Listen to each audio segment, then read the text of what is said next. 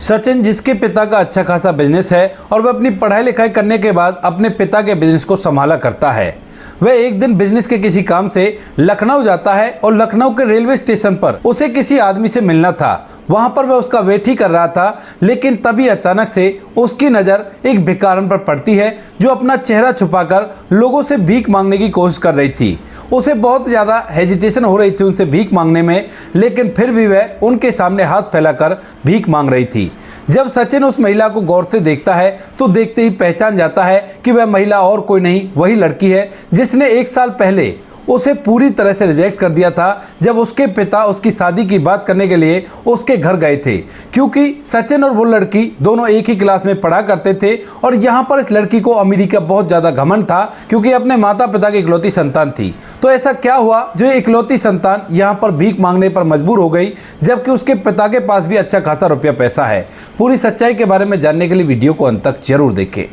उत्तर प्रदेश के कानपुर के अंदर एक लड़की रहा करती है जिसका नाम है कीर्ति। कीर्ति अपने माता पिता की इकलौती संतान है और कीर्ति के जो पिता हैं वह भी अच्छे खासे बिजनेस किया करते हैं और अपनी बेटी को लाड़ चाव से पाल पोस कर बड़ा कर रहे हैं। जिस तरह से उसके पास पैसा है उसी तरह से उसका एटीट्यूड भी है, यानी कि वो बहुत ज़्यादा घमंड में रहा करती है और अपने सामने गरीब लोगों को तो कुछ समझा ही नहीं करती है। और वहीं पर जब कॉलेज भी जाया करती है तो और लोगों से तरह तरह के कॉम्पिटिशन, यानी कि महंगे कपड़ों को लेकर कॉम्पिटिशन या किताबों को लेकर कंपटीशन ऐसे करते रहा करती है, ताकि उसकी अमीरी का घमंड चारों तरफ छलकता रहे और वह इसी तरह से शान शौकत से अपनी जिंदगी जीती रहे। वहीं पर उसी की क्लास में, जिस क्लास में वो पढ़ा करती है, उसी में एक लड़का होता है जिसका नाम होता है सचिन। और सचिन जैसे कीर्ति को देखता है तो देखते ही वह उसे पसंद करने लगता है। कीर्ति के पिता के पास जितना रुपया पैसा था उससे कहीं ज़्यादा सचिन के माता पिता के पास था, लेकिन फिर भी वह मन ही मन उससे प्यार करता है और ना ही कोई दिखावे की ज़िंदगी जिया करता है।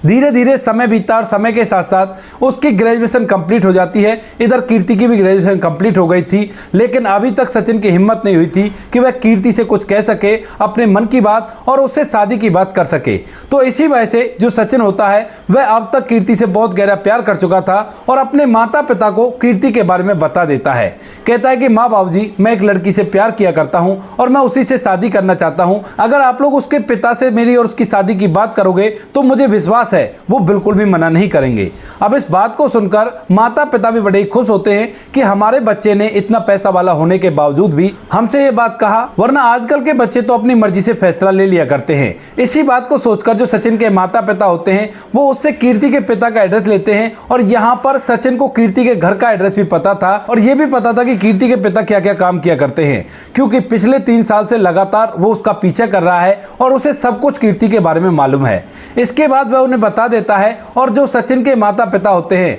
वह सचिन के साथ कीर्ति के घर पहुंच जाते हैं और वहां पर उसके पिता से कीर्ति और सचिन की शादी की बात करने लगते हैं। जब कीर्ति के पिता देखते हैं रिश्ते को तो उन्हें रिश्ता बड़ा ही अच्छा लगता है और वह यहाँ पर सचिन के पिता से हामी भर लेते हैं। लेकिन तभी जो कीर्ति बाहर गई हुई थी वह बाहर से घूमती घूमती घर के अंदर आती है और जैसे यहाँ पर सचिन को बैठा हुआ देखती है तो देखते ही समझ जाती है कि घर के अंदर चल क्या रहा है, क्योंकि यहाँ पर कीर्ति जितने दिन से कॉलेज में पढ़ रही थी उतने दिन लगातार जो सचिन होता है वह उसकी तरफ घूर घूर कर देख रहा था और कीर्ति को भी महसूस हो गया था कि सचिन के दिल में उसके लिए कुछ है, लेकिन वो तो राह देख रही थी कि कब सचिन उससे अपने प्यार का इजहार करे और वह सभी लोगों के सामने उसे जलील करे अपनी अमीरी का घमंड दिखाते हुए। लेकिन सचिन उससे अपने प्यार का इजहार नहीं कर पाता है और वह यहाँ पर रिश्ते की बात करने के लिए आ गया था। कीर्ति अपने घर के अंदर चली जाती है और वहां पर अपनी माँ से कहने लगती है कि माँ, जैसा कुछ पिताजी करना चाहते हैं वैसा मैं बिल्कुल भी नहीं करूंगी और मैं इस लड़के से तो बिल्कुल भी शादी नहीं करूंगी और फिलहाल तो मेरी उम्र अभी ज्यादा नहीं है, मुझे शादी की कोई जरूरत नहीं है।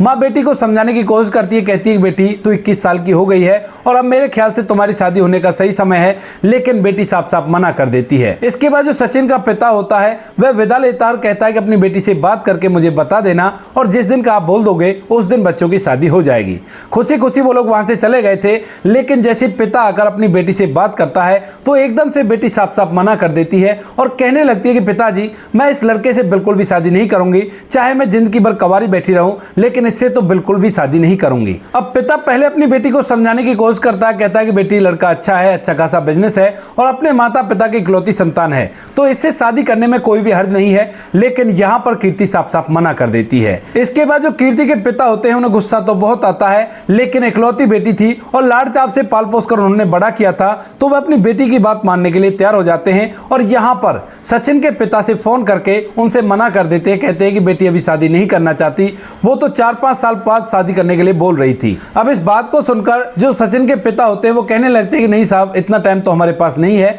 और इतना टाइम तो काफी ज्यादा हो जाएगा, लोग तरह तरह की बातें बनाने लगेंगे। लेकिन यहाँ पर कीर्ति का पिता साफ साफ बोल देता है कि बेटी की यही कहन है और मैं बेटी का कहाँ मानूंगा। ऐसा कहकर वो फोन तो काट देता है। लेकिन जैसे ही ये बात सचिन को पता चलती है तो सचिन को इस बात का बड़ा ही बुरा लगता है और वह फौरन से अपने घर से गाड़ी में बैठकर सीधा कीर्ति के घर आ जाता है और वहां आकर कीर्ति को पुकार पुकार कर उससे बात करना चाहता है। अब जैसे वो कीर्ति को तेज आवाज लगाता है तो कीर्ति भी घर पर ही थी, कीर्ति के माता पिता भी घर पर थे और सभी लोग एकदम से नीचे उतर कर आ जाते हैं और वहां पर सचिन से पूछने लगते हैं कि बेटा क्या हुआ, तुम इस तरह से क्यों चिल्ला रहे हो। तो उसके बाद सचिन कीर्ति से कहने लगता है कि कीर्ति ये बताओ, क्या मैं तुम्हें पसंद नहीं हूं, मेरे अंदर क्या कमी है, ना तो मैं कोई नशा किया करता हूं, ना ही किसी लड़की के ऊपर गलत निगाह रखा करता हूं, फिर मेरे अंदर ऐसी क्या कमी दिखाई दे गई। लेकिन यहां पर जो कीर्ति होती है वो कहने लगती है कि कमी तुम में कोई भी नहीं है, लेकिन मैं तुमसे शादी नहीं कर सकती। सचिन जब बार बार उससे कहता है तो उसके बाद जो कीर्ति होती है उसके मुंह पर ही उसकी बेइज्जती कर देती है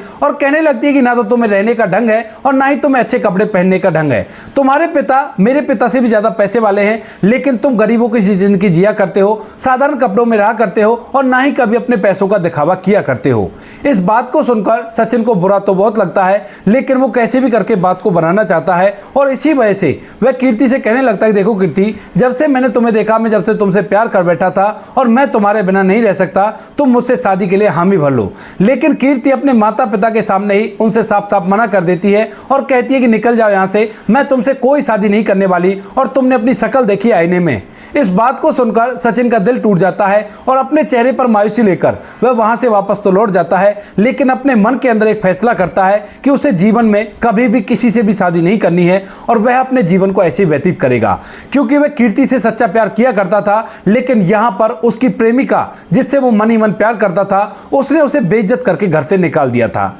सचिन उसके प्यार में रहकर शादी न करने का फैसला कर चुका था और जब सचिन के माता पिता उससे शादी के लिए बोलते हैं तो वह साफ साफ मना कर दिया करता है और बहाना लगाया करता है। इधर जो कीर्ति होती है वह सोशल मीडिया पर दिन भर लगी रहा करती और वहीं पर उसकी मुलाकात एक शेखर नाम के लड़के से होती है। अब शेखर से स्टार्टिंग में तो उन दोनों की कैजुअल बातें चलती हैं, लेकिन धीरे धीरे दोनों के बीच में प्यार पनपने लगता है और दोनों मैसेज के थ्रू एक दूसरे से अपने प्यार का इजहार कर देते हैं और उसके बाद ये बातें फोन पर होने लगती हैं। कीर्ति दिन भर फोन पर शेखर से बात किया करती और शेखर का बोलने का स्टाइल, उसके जो फोटो सोशल मीडिया पर पड़े हुए थे वह सारे के सारे उसे बड़े ही अच्छे लगते हैं और उसे लगने लगता है कि मेरी जिंदगी के लिए परफेक्ट जीवन साथी तो यही रहेगा और इसी से मैं शादी करूंगी। इसी बात को सोचकर वह लगातार शेखर से बात करती रहती है और दिन के समय में अपने कमरे में लेटी लेटी शेखर से बात किया करती। इधर जो कीर्ति की मां होती है वह उसको शेखर से बात करते हुए देख लेती है और उसे समझने में तनिक भी देर नहीं लगती कि बेटी किसी लड़के से बात कर रही है,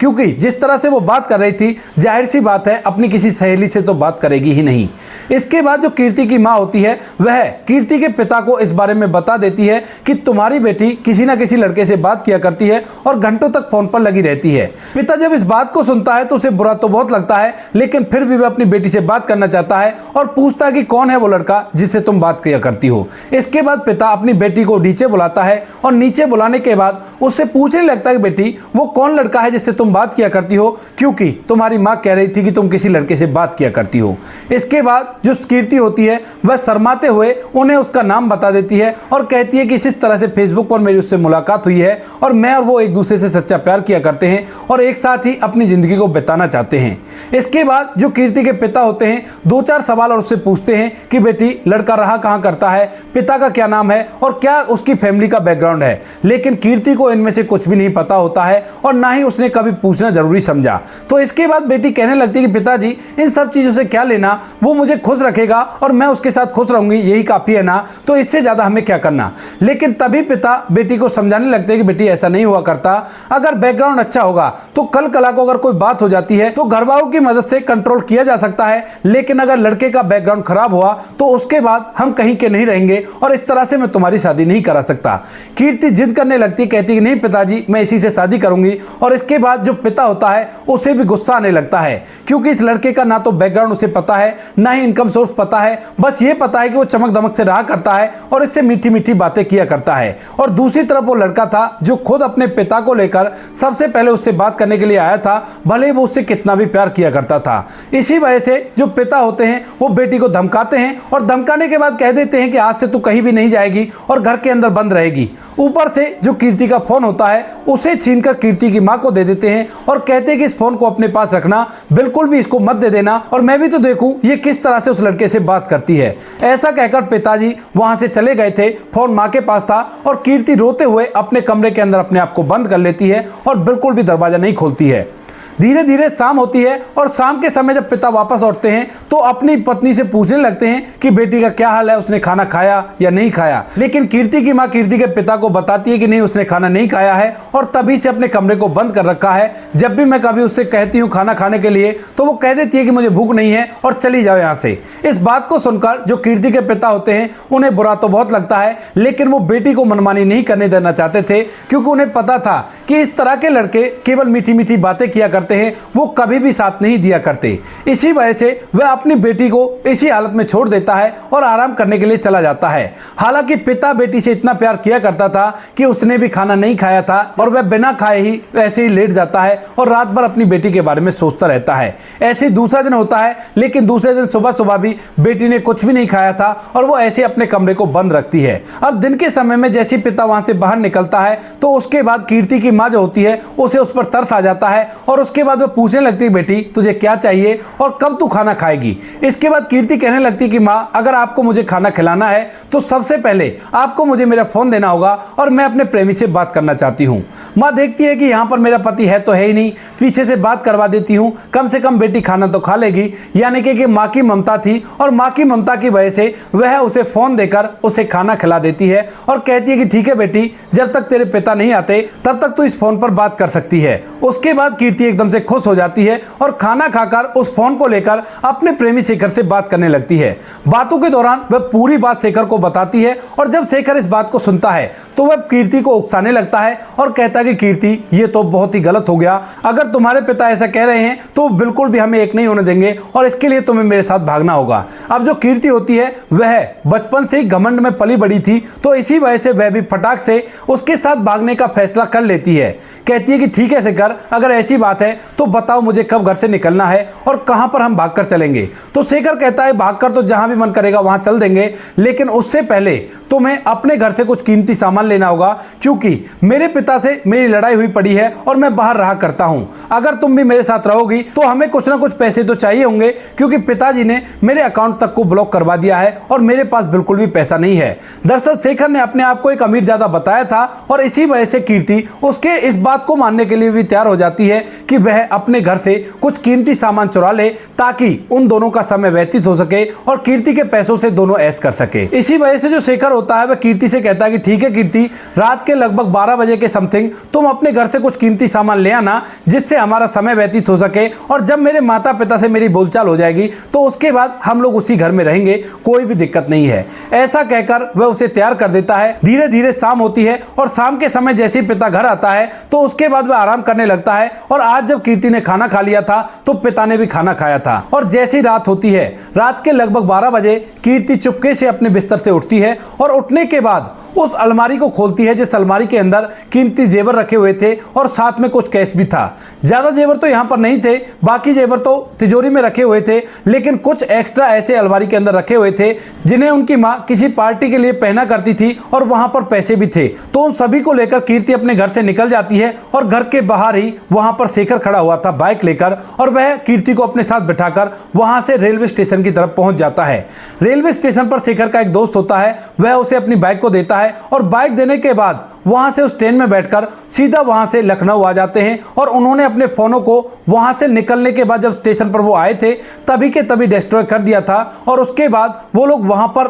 लखनऊ के अंदर एक किराए का कमरा लेते हैं, बड़ा ही आलीशान फ्लैट था, और उसके अंदर रहने लगते हैं। दूसरे दिन जैसे ही सुबह होती है तो सुबह सुबह माता पिता घर के अंदर कीर्ति को ढूंढने लगते हैं, लेकिन कीर्ति का कोई अता पता नहीं था। वो तो रात के समय यहां से भाग चुकी थी। और जैसे ही वो लोग घर के अंदर की तलाशी लेते हैं तो उन्हें पता चलता है कि बेटी अपने साथ कुछ जेवर भी लेकर भागी है। और माता पिता को समझने में देर नहीं लगती है कि वह अपने प्रेमी के साथ भागी है, क्योंकि माँ ने तो उसके प्रेमी से बात ही कराई थी। और यहाँ पर जो पिता होता है वह इस बात को सोच लेता है कि कहीं ना कहीं से उसकी बात हो गई होगी, और उसके बाद उसने अपने प्रेमी के साथ प्लान बनाया और यहाँ से फरार हो गई। पिता को बड़ा ही गुस्सा आता है, लेकिन फिर भी इकलौती बेटी थी तो इसी वजह से वह चुपचाप उसे इधर उधर ढूंढने लगता है, क्योंकि वह नहीं चाहता कि चारों तरफ बदनामी हो जाए। धीरे धीरे लगभग 10 से 12 दिन हो जाते हैं, लेकिन माता पिता को कीर्ति का कोई भी अता पता नहीं होता। उधर जो कीर्ति होती है उसने वो सारे जेवर और पैसे अपने उस प्रेमी को दे दिए थे, शेखर को, और शेखर ने उन जेवरों को बेचकर भी कुछ पैसे बना लिए थे, जिनके सहारे से वह अपना समय अच्छी तरह से व्यतीत कर रहा था।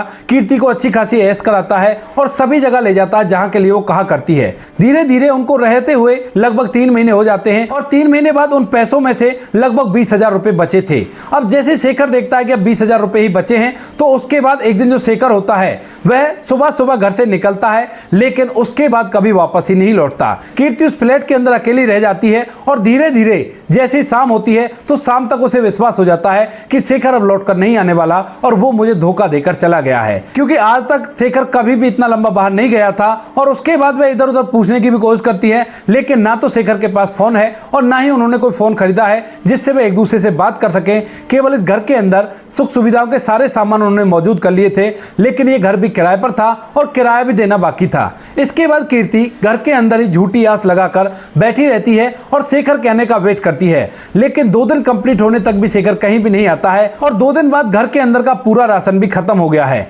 जैसे ही राशन खत्म हो जाता है तो कीर्ति को बुरा तो बहुत लगता है, लेकिन फिर भी इंतजार करने के अलावा उसके पास कोई भी रास्ता नहीं है। ना तो वह माता पिता के पास जा सकती, क्योंकि माता पिता को उसने धोखा दिया है, और ना ही वह शेखर को ढूंढ सकती है, क्योंकि शेखर के बारे में उसे कुछ भी नहीं पता है, ना गांव का नाम, ना घर का नाम, ना उसके पिता का नाम। इसी वजह से वह 2 दिन और वहां पर रहती है, और 2 दिन बाद जब उसे ज्यादा ही भूख लगती है तो वह अपने घर से निकलती है इधर उधर कुछ खाने के लिए, जुगाड़ करने के लिए, लेकिन उसके बाद पैसा नहीं था। तो इसी वजह से वह भीख मांगने का फैसला करती है। वह यहाँ पर इधर उधर लोगों से भीख मांगना चाहती है, लेकिन यहाँ के अड़ोस पड़ोस के लोगों का जब वो चेहरा देखती है तो उसे लगने लगता है कि ये लोग तो मुझे जाना पहचाना करते हैं, और ये मेरे बारे में न जाने क्या क्या सोचते होंगे पहले, और जब मैं भीख मांगूंगी तो मेरे तरफ अलग निगाहों से देखेंगे। इसी वजह से वह वहां से घूमती घूमती पैदल पैदल रेलवे स्टेशन पर पहुंच जाती है लखनऊ के पर, और वहां जाकर अपने चेहरे को छुपाते हुए लोगों से भीख मांगने लगती है। अब कई लोग तो उसको हंसपुट देखकर उसे भीख देने से मना कर देते हैं, और कोई 1-2 रुपया उसके हाथ में डाल भी देता है।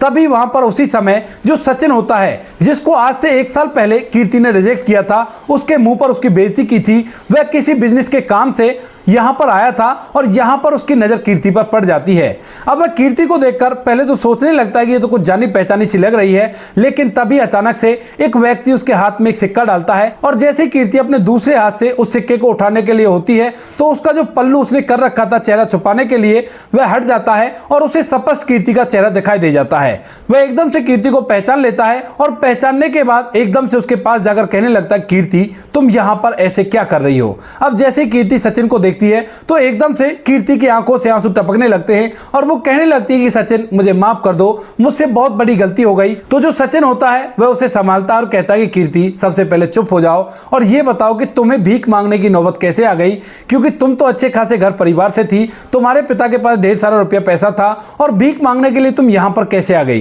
तो उसके बाद कीर्ति सबसे पहले उससे माफी मांगती है, और जहां पर सचिन उसे माफ भी कर देता है, कहता है कि ठीक है मैंने तुम्हें माफ किया, और इसके बाद अपनी पूरी दास्तां सचिन को सुना देती है। सचिन जब इस पूरी कहानी को सुनता है तो उसको भी माजरा समझ में आ जाता है कि जिससे कीर्ति ने प्यार किया था वह केवल इसका फायदा उठाना चाहता था, और जब इसका फायदा उठ गया तो उसके बाद वह इसे छोड़कर चला गया है, और अब वह कहीं पर भी नहीं मिलने वाला। इसके बाद जो सचिन होता है वो कहने लगता है कि ठीक है जो हो गया उसे भूल जाओ, लेकिन तुम अपने पिता के पास भी तो जा सकती थी। लेकिन तभी कीर्ति बताती है कि मैं अपने घर से जेवर चोरी करके लाई थी, और अब अगर मैं पिता के पास जाती हूं तो वो मुझसे पूछेंगे और मैं उनसे नजरें नहीं मिला सकती। इसी वजह से मैं पिता के पास नहीं जा सकती। और इस बात को कहते हुए कीर्ति एकदम से फिर से रोने लगती है। सचिन जब कीर्ति को रोते हुए देखता है तो उसे रहा नहीं जाता और वह उसे चुप कराकर अपने गले से लगा लेता है और कहता है कि कीर्ति चिंता मत करो, मैं सब कुछ ठीक कर दूंगा। क्योंकि सचिन कीर्ति से सच्चा प्यार किया करता था और अभी तक कीर्ति की वजह से उसने शादी नहीं की है। यहां पर जो कीर्ति होती है वो कहने लगती है कि तुम कैसे ठीक करोगे, तो वो कहता है कि कोई बात नहीं, मैं तुम्हारे साथ चलूंगा